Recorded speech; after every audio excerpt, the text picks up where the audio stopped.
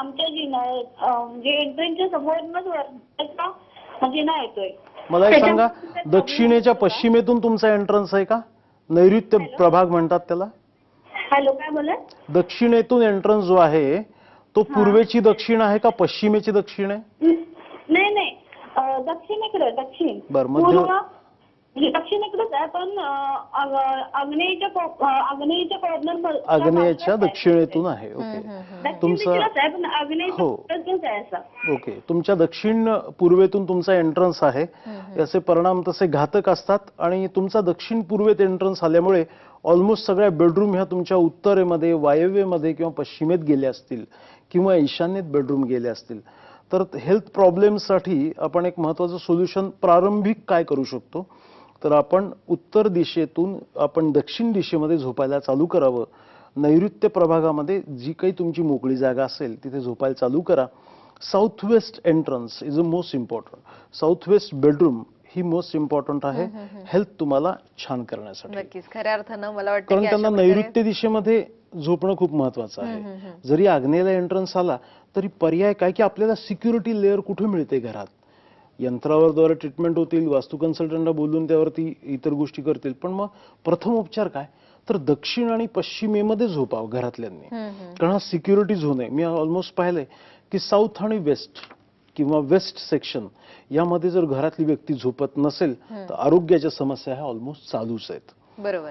खऱ्या अर्थानं तुमच्या अशा प्रकारे सगळ्या प्रश्नांची उत्तरं सविस्तरपणे आणि ते पण शास्त्रीय आधारे जर आपल्याला देता येत, तुमचे असेच प्रश्न आणखीन अपेक्षित आहेत, यासाठी तुम्ही आम्हाला फोन करू शकता. पण इथे घेऊयात एक छोटासा ब्रेक. कुठेही जाऊ नका, पाहत राहा महाराष्ट्र कॉलिंग.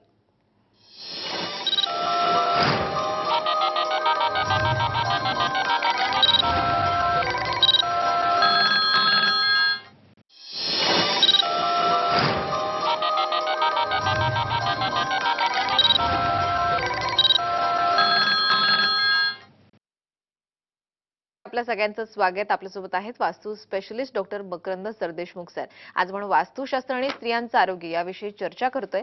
सर, या चर्चेमध्ये तुम्ही मगाशी सांगितलं होतं की घरामध्ये उत्तर दिशा ही बंद असू नये किंवा कोणतीही अडगळ या ठिकाणी असू नये. याचा विपरीत परिणाम हा स्त्रियांच्या मानसिक आरोग्यावर आणि अर्थात शारीरिक आरोग्यावरही होतो. तर या उत्तर दिशेबद्दलच थोडंसं मला जाणून घ्यायचंय की उत्तर दिशेमध्ये असे कोणते वास्तुदोष असल्यामुळे याचे विपरीत परिणाम हा आरोग्यावरती पाहायला मिळू शकतो. उत्तर दिशा ही सर्वात महत्वाची. वाक्य लक्षात ठेवा, प्रत्येक प्रश्नाचं उत्तर ज्या दिशेमध्ये लिहिलंय ती उत्तर दिशा असते. उत्तरोत्तर प्रगती करणारी उत्तर दिशा असते. आणि या शुभ दिशेमध्ये कुठलाही वास्तुदोष म्हणजे नियमाविरुद्ध केलेली गोष्ट जर असेल तर तिथे गडबडी व्हायला सुरुवात होऊन जाते. नॉर्थ ही कुबेराची दिशा आहे. कुबेर तिथे देवता आहे.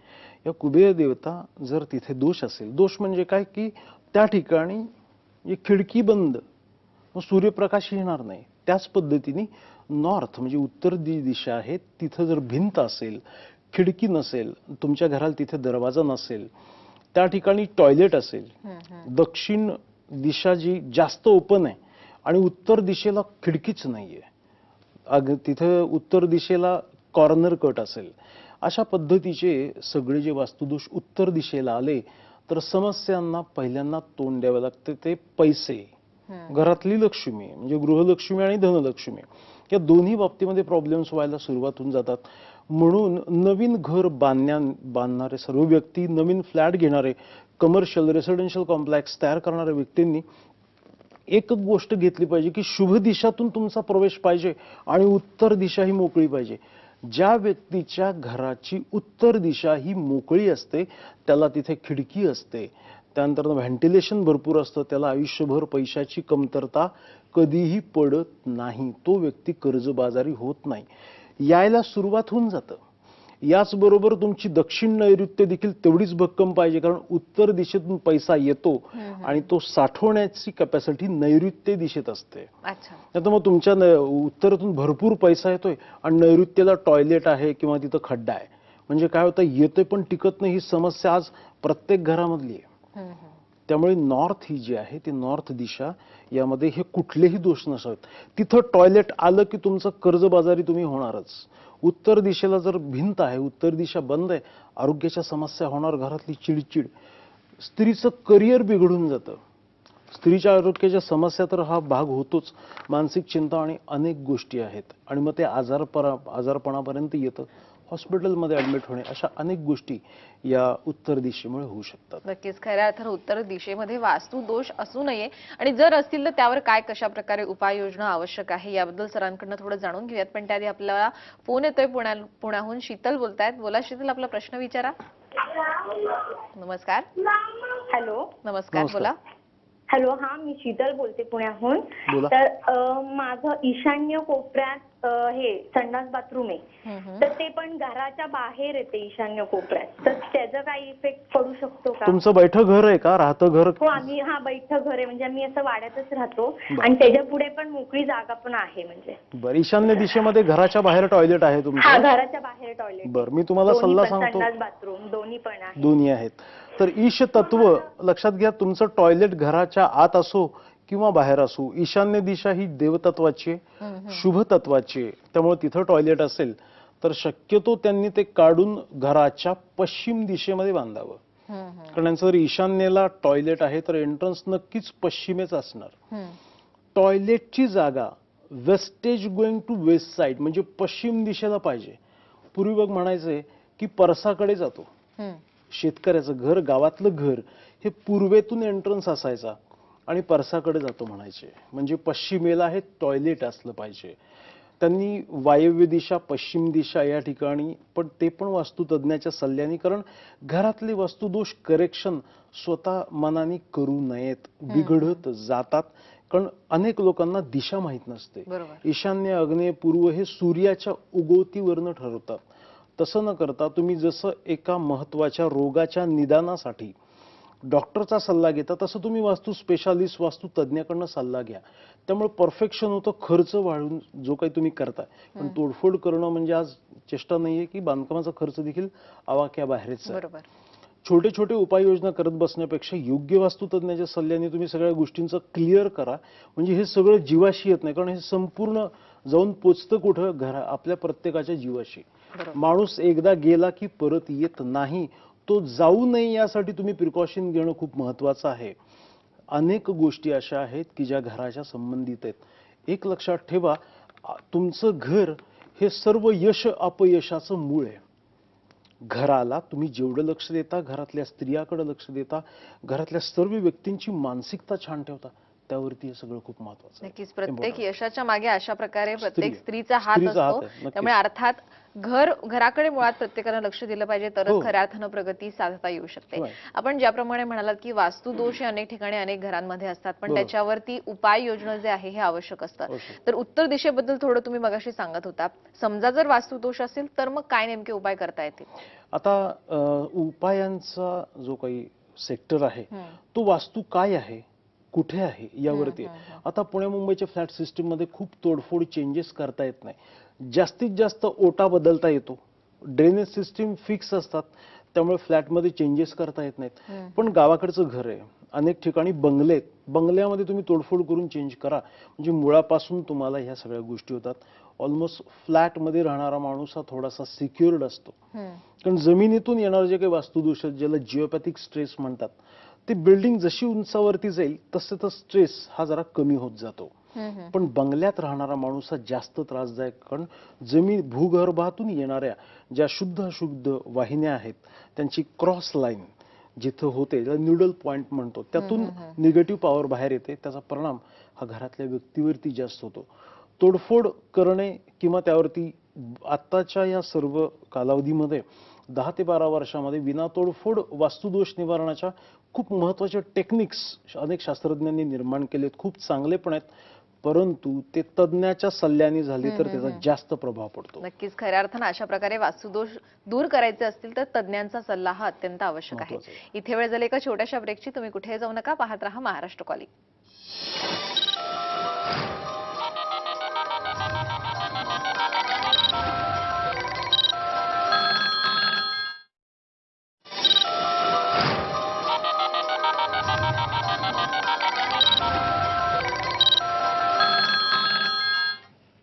महाराष्ट्र कॉलिंग मध्ये पुन्हा एकदा आपल्या सगळ्यांचं स्वागत. आज आपल्यासोबत आहेत वास्तू specialist doctor Makarand Sardeshmukh sir. आज आपण वास्तुशास्त्र आणि स्त्रियांचं आरोग्य याविषयी पुन्हा चर्चा करतोय.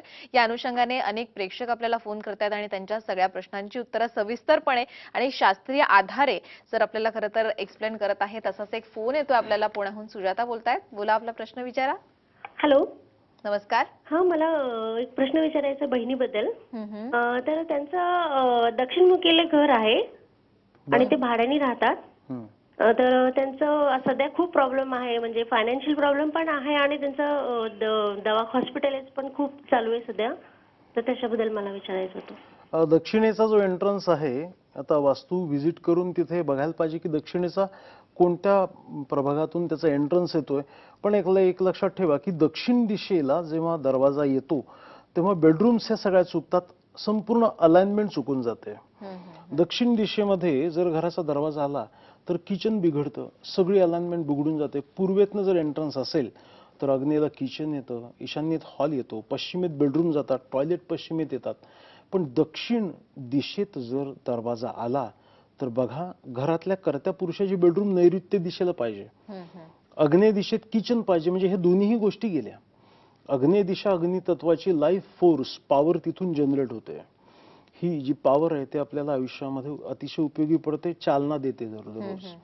अग्नितत्व तेही बिघडलं. नैऋत्य दिशेमध्ये दक्षिण दिशेचाच तिथे दुसरा भाग नैऋत्य दिशा, म्हणजे मालकाच्या झोपण्याची बेडरूम गेली, तिजोरीची जागा गेली. म्हणजे दक्षिणेचा हा जो दरवाजा आहे तो निषिद्ध आहे. त्यांनी योग्य वास्तुतज्ञाच्या सल्ल्याने तिथे ट्रीटमेंट करून घेणं खूप महत्वाचं आहे. आणि ते भाड्याने राहतात ही खूप महत्वाची गोष्ट. ते घर बदलावं. बरोबर. प्रत्येकाने लक्षात ठेवा, घर विकत घेताना प्रॉब्लेम होऊ नये यासाठी आधी काळजी घ्या. ईस्ट नॉर्थ हा सर्वात महत्वाचा एंट्रन्स. यामध्ये देखील खूप गडबड असते. त्यामुळे आपण प्रत्येक गोष्ट ही तपासून घेतो. एक चप्पल विकत घेतो पण 10 वेळेला तपासून बघतो. पण अनेक लोक गडबड करतात. घर घेतायत इंटरनेटवरनं बुकिंग, प्लॅनवरनं बुकिंग. घर बघितलं पूर्व पश्चिम त्याच्यावरूनच बघायची. ईस्ट वेस्ट आहे, अरे ईस्ट का वेस्ट हे लक्षात ठेवा. फक्त पूर्व पश्चिम बघू नका. तुम्ही वास्तू कन्सल्टंटला बोलवा. आणि मी तर सांगतो की तुम्ही जर तुमच्या फ्लॅटला 50-60 लाख रुपयाचं बजेट ठेवताय तर त्याच्यामध्ये वास्तू कन्सल्टंटची फी पण ऍड करा. कारण तुम्ही फर्निचर करताय, लाखो रुपयाचं इंटिरियर करताय, घरामध्ये सगळं बजेटिंग फिक्स असतं. पण वास्तुतज्ञाला फी द्यायची म्हणलं की मग तिथे गडबडते. इथेच पहिल्यांदा चूक होते. कारण वास्तुशास्त्र हा घराचा मूळ पाय आहे. तुम्ही लाखो रुपयाचं बांधकाम केलंय, इंटेरियर भरपूर केलंय, परंतु त्या ठिकाणी जर वास्तूनुसार प्लॅनच चुकला असेल तर ही गडबड होते. त्यामुळे मी प्रत्येकाला सांगतो, बांधकामाच्या खर्चामध्ये वास्तू कन्सल्टंटची फी ऍड करा. बरोबर. कारण ही मूळ पाय आहे. प्लॅन बिघडला की सगळं बिघडलं. हे तर झालं ओनरशिप वाल्या घरांचं. पण अनेक जे आहेत ते लोक भाड्याने राहतात. भाड्याच्या घरात जर राहणारे व्यक्ती असतील, आणि जसं आपल्याला प्रश्न सुद्धा आला होता की आता दक्षिणेला दरवाजा आहे, काय नेमकं करता येईल, तर भाड्याच्या घरातल्या राहणाऱ्यांसाठी तुम्ही काय नेमकी टिप्स द्याल? त्यांनी नेमकं काय, कशा प्रकारे हा वास्तुदोष ओळखावा आणि दूर करावा? नक्कीच. अनेक लोकांचा प्रश्न असतो की सर आम्ही भाड्याच्या घरात राहतोय, मग आम्हाला वास्तुदोषाचा त्रास होईल का? हा प्रश्नच विचारणं चुकीचं आहे. आता मला सांगा, घरात असणारे झुरळ, ढेकूण, मुंग्या, पाली हे काय बघणार आहेत का? मालक आहे काय भाडेकरू आहे? चावणारच, काम करणारच त्यांचं. म्हणजे हे निगेटिव्ह सेक्टर आहे. यांना माहित नाही भाडेकरू आज राहतोय का मालक राहतोय. तिथं ज्या गोष्टी आहेत त्या निगेटिव्ह फोर्सचा प्रभाव तिथे राहणाऱ्या व्यक्तींवरती पडणार. त्यामुळे घर तुमचं भाड्याचं असू किंवा स्वतःचं असू, जो वास्तुदोषाचा पॉझिटिव्ह किंवा निगेटिव्ह परिणाम आहे तो तुमच्यावरती होणारच. त्यामुळे भाड्यांनी घर घेताना देखील वास्तुनुसार आहे का याचा विचार करून घ्या. स्वस्तात मिळतंय, मनासारखं आहे, मनासारखं नको, ते मन तुमचं संतुलित राहणार घर घ्यायला पाहिजे. बरोबर. नक्कीच. खऱ्या अर्थानं अशा प्रकारे भाड्याचं घर घेताना सुद्धा वास्तुशास्त्रज्ञांचा सल्ला जो आहे हा घेणं आवश्यक आहे. या विषयासंदर्भात आणखीन चर्चा करायची, पण इथे वेळ झाली एका छोट्याशा ब्रेकची.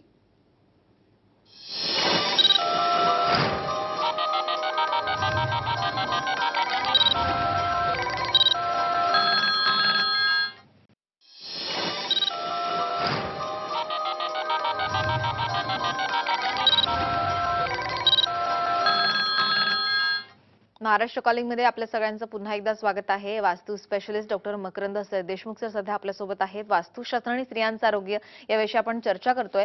तर या संपूर्ण चर्चेमध्ये तुम्ही एक गोष्ट वारंवार सांगत आलेला आहात, ते म्हणजे घरातल्या कर्त्या पुरुषाची किंवा संपूर्ण घराची प्रगती ही स्त्रीवर किंवा स्त्रीच्या आरोग्यावर ही बऱ्यापैकी अवलंबून असते.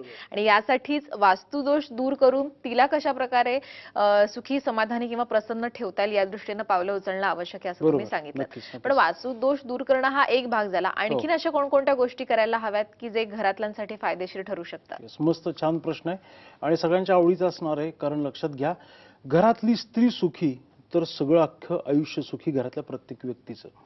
बघा, एक दिवस घरातली स्त्री बाहेर असू देत, सगळा डोलारा हा सांभाळावा लागतो घरातल्या पुरुषाला. मग कळतं की घरात स्त्री का पाहिजे. आणि पहिल्यापासून लेडी लक म्हणजे स्त्रीचं भाग्य हे पुरुषाला केव्हाही प्रगतीदायक आहे. लग्नानंतर माणसाचं आयुष्य बदलतं, भाग्य खुलतं, कारण त्याला लेडी लक मिळतं. म्हणजे त्याच्या गुड लक मध्ये लेडी लक हे मिळतं.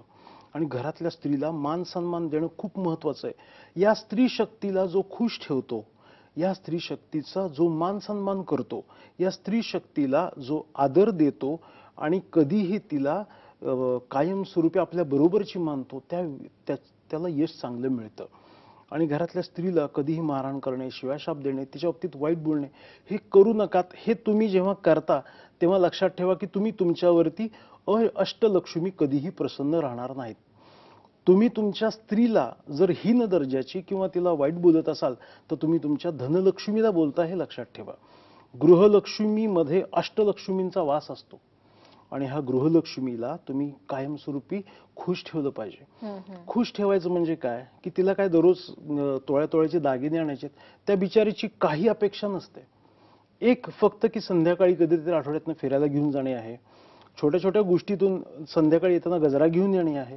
अशा छोट्या छोट्या गोष्टीतनं जो तिला आनंद देता येईल तेवढा ठेवा. असं नाही की ती खूपच चोकावून जाईल, असं नाहीये. कारण तिचं मन सगळ्या घरांवरती माया करणार असतं. घरातल्या स्त्रीला सुखी ठेवलं पाहिजे. कारण एक लक्षात घ्या, सध्या एकच प्रॉब्लेम दिसतो की मला हे वेळ देतच नाहीयेत. हा वेळ, एक गोष्ट लक्षात आपल्या लहानपणापासून ऐकत आलोय की घोडा का अडला? न फिरवल्यामुळे. भाकरी का करपली? न फिरवल्यामुळे. मग बायको चिडचिड का करते, वादविवाद का करते, तुम्हाला का बोलते? तर तुम्ही तिला वेळ देत नाही, सुखी ठेवत नाही. प्रत्येकाने लक्षात ठेवा, हा मंत्र मी तुम्हाला सांगतोय.